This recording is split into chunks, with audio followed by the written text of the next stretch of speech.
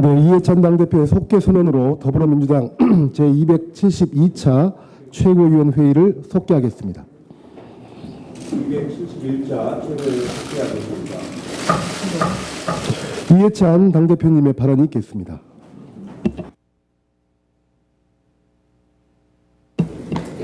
(8월) 전대 당대표와 최고위원 후보자 등록이 어제 마무리되었습니다.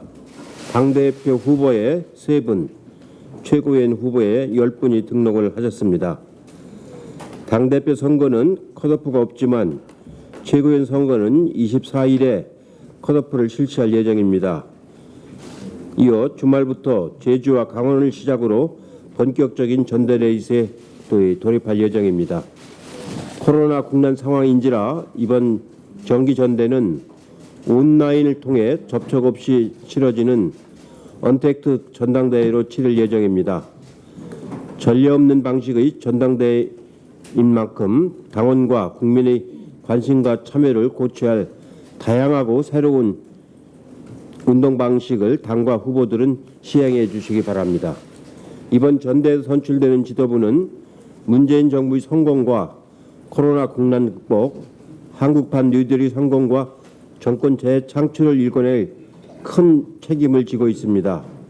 의미가 큰 전대인 만큼 후보자로 나선 분들께서는 모두 동지어 원팀이라는 점을 잊지 마시고 선의 경쟁을 펼쳐주시기 바랍니다. 저는 당대표로서 국민께 비전과 희망을 드리는 전대가 되도록 공정하고 엄정하게 관리하는 소임을 다하도록 하겠습니다. 세계 각국에서 코로나 백신 개발의 청신호가 켜지고 여기에 한국 기업도 참여하는 등 코로나 팬데믹 극복을 위한 인류의 노력이 조금씩 진전을 보이고 있습니다. 이제 코로나 국난 극복 이후를 차근차근히 준비해야 할 때입니다. 한국판 뉴딜은 코로나 이후를 대비하는 대형 프로젝트로서 내년 예산안에 본격 반영되는 미래 전환의 대과업입니다. 5년간 160조 원이 넘는 재원이 투입되고 190만 개 일자리를 창출할 한국판 뉴딜이 성공하기 위해서는 정부의 노력도 중요하지만 기업과 전문가들이 지혜를 모으고 민간의 기술과 자원을 많이 투입해야 합니다. 최근 현안이 많지만 코로나 이후를 준비하는 일도 정부와 국회, 언론과 제4의 영역에 관심을 기울여야 합니다. 민주당은 이미 미래전환 K뉴딜위원회를 출범시켰고 이번 주 금요일 회의를 열어 예산과 사업 등을 점검하도록 하겠습니다. 전문가 언론의 활발한 토론과 대안 제시, 기업과 국민의 관심이 집중될 때 우리는 코로나 이후의 미래 전환을 위한 전환을 성공적으로 마칠 수 있습니다. 보다 많은 관심과 참여를 부탁을 드리겠습니다. 전국의 정수장에서 유충이 발견되어 국민들의 불안과 불편이 커지고 있습니다. 수돗물은 국민 생활의 가장 필수적인 공공재로 국민들이 믿고 마시며 사용할 수 있는 수돗물 공급과 관리는 정부의 기본 책무라고 하겠습니다. 많은 국민들께서 불편과 불안을 겪지 않도록 최선을 다하겠습니다. 정부의 특단의 대응책을 촉구합니다. 우선 해당 지역 수돗물 정상화와 사태 확산 방지가 가장 시급한 일입니다. 정부 지자체가 합동조사단을 꾸려서 원인 규명과 전수조사를 실시 중인데 보다 신속히 대응을 하도록 하겠습니다. 작년 붉은 수돗물 사건이 있었지만 이런 일이 반복되면 상수도 행정에 국민 신뢰를 얻을 수가 없습니다. 당정은 정수장에서 각 가정의 수도꼭지에 이르기까지 근본적인 수돗물 안전대책에 만전을 기해 주시기를 당부합니다. 이상입니다.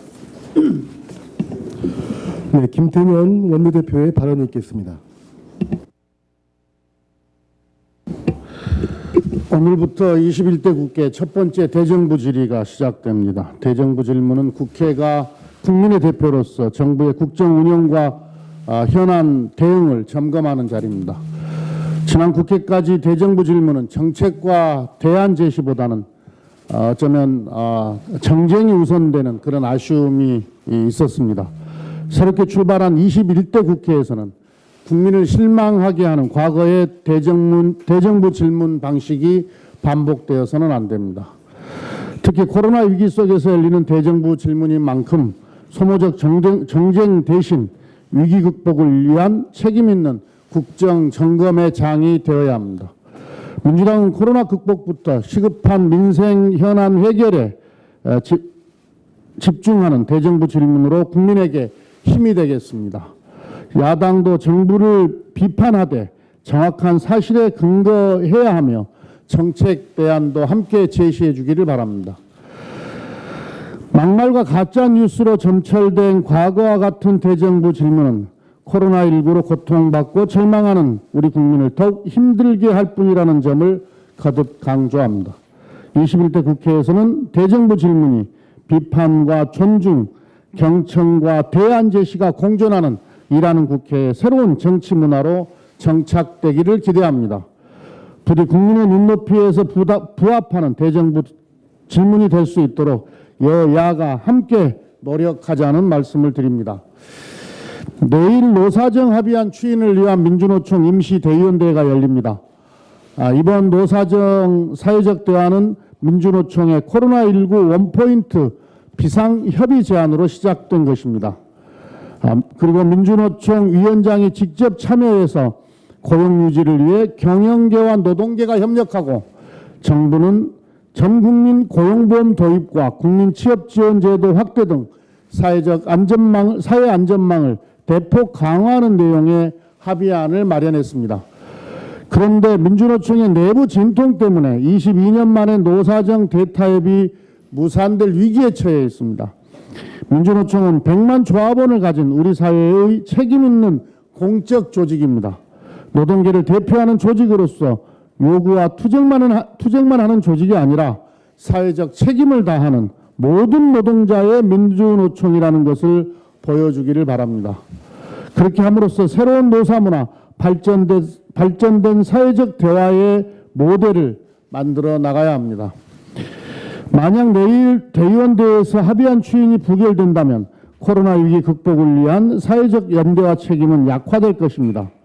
사회적 대타협은 하면 좋고 안 하면 그만인 선택사항이 아니라 경제성장과 고용안정, 글로벌 선도국가로 나아가기 위한 필수 전략입니다. 코로나로 인한 경제 충격이 국민의 삶을 위협하고 있습니다. 또한 4차 산업혁명이 가속화는 일자리의 형태를 급속하게 바꾸고 있습니다. 노사정이 사회적 대타협으로 경제 위기도 극복하고 지속 가능한 성장의 토대를 마련해야 합니다. 만약 이번 노사정 합의안이 무산되면 가장 큰 어려움에 처하는 것은 취약계층 노동자들일 겁니다. 민주노총이 위기 극복을 위한 사회적 연대와 책임에 대한 감수성이 더 높아져야 한다는 것을 주문합니다. 민주노총은 코로나 위기를 극복하고 공동체의 번영을 위한 사회적 연대 실현을 위해서 함께해 주시기를 당부드립니다. 내일 대의원대회에서 현명한 판단이 있기를 기대합니다. 다음은 발언 있겠습니다. 네, 행정수도 이전은 오래된 꿈이자 국가 100년 대계입니다. 이 중차대한 과제 앞에 여야가 뜻을 하나로 모으는 것이 무엇보다 중요하다고 생각합니다. 균형 발전의 대전환이 대한민국의 미래를 더욱 밝게 할 것입니다. 포스트 코로나 시대의 엄청난 문명사적 변화에도 맞는 방향입니다. 환경과 생명의 존중, 경제사회적 격차의 완화, 지역 균형 발전의 가치를 실현하는 길입니다. 김태년 원내대표가 제안한 국회 행정수도 완성 특위는 시의적절합니다. 미래통합 등의 균형 발전의 흐름에 경계심을 보이는 것은 매우 유감스럽습니다. 그린벨트를 지키는 것이 지금과 미래 세대를 위한 일인 것처럼 균형 발전도 모든 국민을 위한 국가적 과제라는 인식이 필요합니다. 전체 면적의 12% 정도인 수도권의 인구의 절반이 몰려 있고 기업의 72%, 자본의 70%, 그리고 교육, 문화, 의료, 일자리 등이 초집중되어 있는 상황입니다. 아무리 꽃이 화려해도 뿌리가 약하면 시들 수밖에 없습니다. 수도권 과밀화로 인해서 국민 개개인과 국가가 지불하는 부담이 너무 큽니다. 지방이 튼튼해지고 지방으로 사람과 자본이 분산되면 나라와 개인 모두의 부담이 완화될 것입니다. 아파트값도 마찬가지입니다. 공공기관이 지방으로 대거 이전했던 2011년부터 2015년 사이에 수도권 인구 집중이 둔화됐다는 연구 결과에서 큰 의미를 찾을 수 있습니다. 균형 발전이 우리 사회의 오래된 모순인 주거, 교통, 환경의 문제를 해소할 수 있는 최선의 방안입니다. 노무현 대통령의 구상대로 행정 수도가 완성되고 혁신도시가 제대로 추진됐더라면 지금 우리 국민의 삶의 질은 달라졌을 것입니다. 2004년 헌법재판소의 위헌 판결이 지고지순한 절대 불변의 선은 아닐 것입니다. 현재 판결은 그 시대의 변화와 국민의 뜻을 반영합니다. 포스트 코로나 시대의 시대 정신을 반영한다면 현재 판결은 얼마든지 그때와 달라질 수 있습니다. 여야가 마음만 먹는다면 문재인 정부 임기 안에 행정수도 이전 문제를 충분히 마무리할 수 있을 것으로 봅니다. 우선 국회 특위에서 진지한 논의를 시작하는 것이 의미 있는 출발이 될 것입니다. 미래통합당이 당 정강정책의 초안을 공개했습니다. 대한민국 상해 임시정부의 정통성을 계승하고 4.19 혁명과 부마항쟁, 5.18 민주화운동, 60항쟁 등 대한민국의 역사와 전통과 민주화의 정신을 담은 것은 매우 다행스럽습니다. 공당으로서 오래전에 당연히 했어야 할 일입니다. 너무나 늦었지만 지금이라도 헌법 가치를 따르겠다는 의지를 환영합니다. 하루빨리 정강정책을 최종적으로 확정지을 것을 권합니다. 중요한 것은 실천입니다. 미래통합당이 적어도 세 가지를 지킬 때 그 진정성을 인정받을 수 있을 것입니다. 첫째, 더 이상 건국절 논란으로 국민 분열을 부추기지 말아야 합니다. 지금이라도 독립운동가에 대한 정당한 평가를 시작해야 할 것입니다. 독립운동가의 업적은 부정하고 친일 인사의 행적은 찬양하는 행태를 과감히 버려야 합니다. 둘째는 5.18 특별법 통과에 협력하는 것입니다. 그리고 5.18 민주화운동에 관한 허위 조작 정보를 뿌리 뽑는 데 함께 나서야 합니다. 허위 조작 정보를 생산하는 반민주적, 반국민적 세력과의 관계도 깨끗하게 청산하는 것이 필요합니다. 셋째, 색깔론의 망령에서 완전히 벗어나기 바랍니다. 박지원 국정원장 후보자에게 적과 내통하는 사람이라고 한 발언은 개인의 명예를 심각하게 훼손한 폭언인 것은 물론이고 한반도 평화를 위한 정치적 노력을 부정하는 매우 유감스러운 행태입니다. 뿌리 깊은 색깔론에서 비롯된 것입니다. 색깔론에 기반한 망국적 지역주의와도 결별해야 합니다. 최소한 이 세 가지를 실천해야만 미래통합당의 새로운 정강정책이 공한 메아리가 되지 않고 국민들의 동의를 얻을 수 있을 것입니다. 이상입니다. 서른 최고위원의 발언이 있겠습니다. 어제 주호영 미래통합당 원내대표 연설은 산무연설이었습니다. 정쟁과 보이콧으로 21대 국회 개원을 지연시킨 것에 대한 반성도 없었고 제1야당의 정책 대안도 없었습니다. 문재인 정부를 독재정부로 규정하는 극우 유튜브식의 인식으로는 국민 다수의 공감도 얻지 못할 것입니다. 한마디로 반성도 없었고 정책 대안도 없었고 국민 공감도 없었습니다. 21대 개원 후 첫 야당 교섭단체 대표연설에서 국민들께서는 제1야당 원내대표의 건전한 비판과 책임 있는 대안 제시를 기대하셨을 것입니다. 그러나 주호영 원내대표는 사실관계마저 틀린 주장을 하며 정부 비난에만 골몰했습니다. 주호영 원내대표는 유독 우리나라만 탈원전을 지향한다고 했지만 전 세계 재생에너지 발전량이 지난해 원자력을 추월할 정도로 주요 선진국은 재생에너지 정책을 앞세우고 있습니다. 우리나라의 재생에너지 발전 비중은 OECD 평균의 절반 수준으로 OECD 수준에 맞추려면 재생에너지 비중을 한참 더 높여야 하는 현실입니다. 주호영 대표는 대통령이 찾아가서 성언을 베푼 기업만 전원 정규직이 됐다라는 주장도 사실이 아닙니다. 공공부문 비정규직 정규직 전환 정책으로 지난해 12월 말 기준으로 공공부문 853개소에서 19만 3천 명이 정규직 전환 결정되었습니다. 문재인 정부 경제정책을 실패로 규정한 것도 마찬가지입니다. OECD는 한국 경제가 코로나19 상황에서 가장 선방할 것으로 예측하고 있습니다. 모두 어려운 코로나 국난 상황에서는 야당도 국정 운영의 동반자라는 시각을 가져야 합니다. 정쟁에 매몰돼서 자극적인 가짜 뉴스로 정책을 비난하는 것이 아니라 공공 부분의 성과를 민간 부분으로까지 확대하려는 고민을 함께 해야 할 것입니다.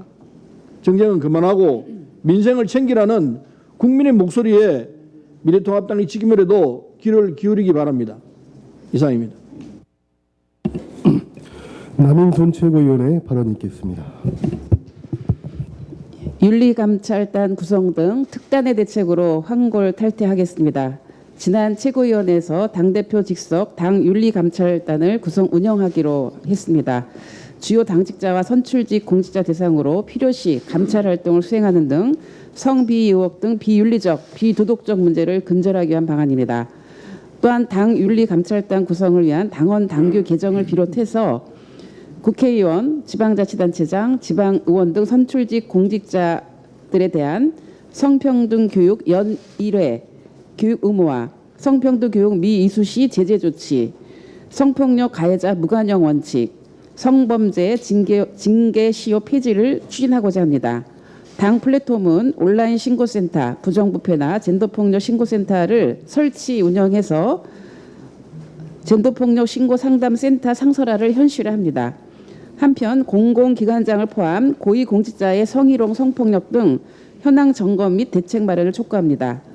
뿐만 아니라 정부와 지방자치단체의 성평등 교육 실시 현황을 조사하고 2018년 이후 성희롱, 성차별 근절 대책 이행 상황을 점검하도록 정부와 협의하도록 하겠습니다.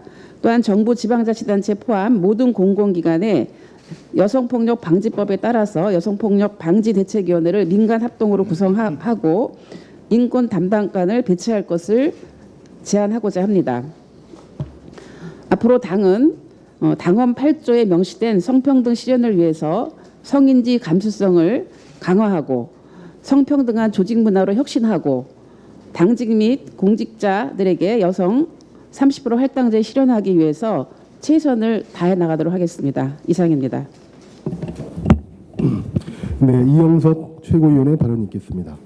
예, 박광원 최고위원께서도 언급을 해주셨습니다만 미래통합당이 당의 비전을 담은 정강정책 초안에 5.18 민주화운동과 육시방정의 정신을 이어간다는 내용을 포함시켰다고 합니다.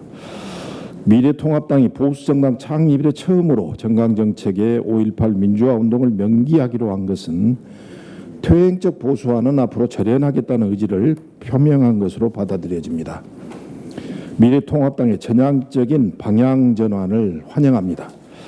5.18 민주화운동을 명기한 정강정책이 당 상임 전국위원회와 전국위원회의 의결 과정에서 최종적으로 확정될 수 있기를 또 기대합니다.